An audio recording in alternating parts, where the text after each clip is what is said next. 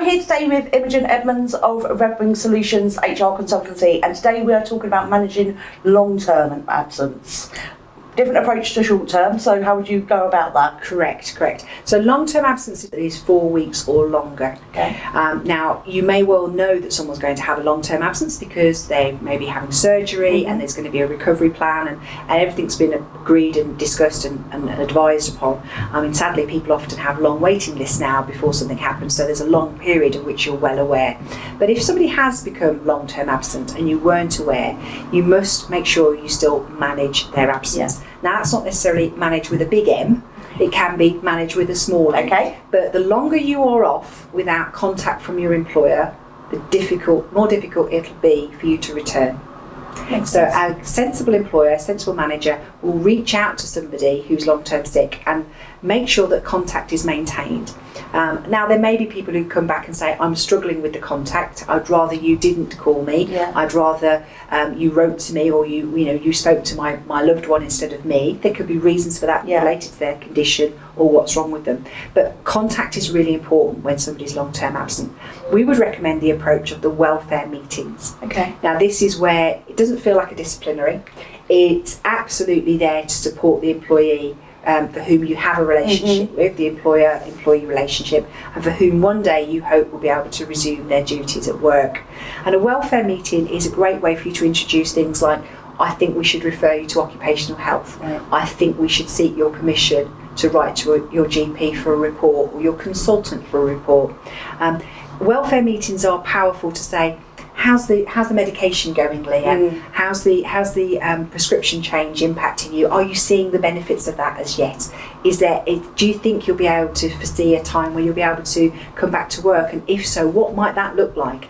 Do you think you'll be back in 2 months, 1 month, 1 week? Let's talk about that and plan for that. Do you think a phased return might be something you'd be interested in, and what might that look like?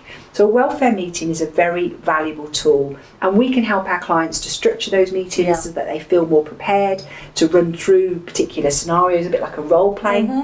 Which is obviously something you might not be able to do with other members of the team because of confidentiality. Remember, people's absence and the reason for their absence is highly sensitive personal data. But with a HR consultant, you can speak about that and speak about how we're going to make sure that this comes across and lands as we want it to. Because the reason we manage absence is to get people back in work. It isn't to see someone out the door.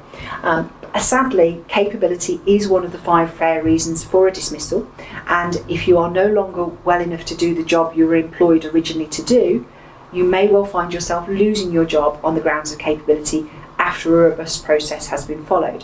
But we will always look as a good employer to see ways in which we can avoid that happening, which might be an alternative role. It might well be adjustments to enable you to maintain work. And if that person's disabled, we're required under the Equality Act to make reasonable adjustments. We can't deny that person those adjustments if they are disabled under the Equality Act. So it's a really important issue for owners and managers. And I think it's one that scares a lot of owners and managers, isn't it? Because actually it does feel, because it is such a confidential matter, such a personal matter, that almost they become scared to have those conversations.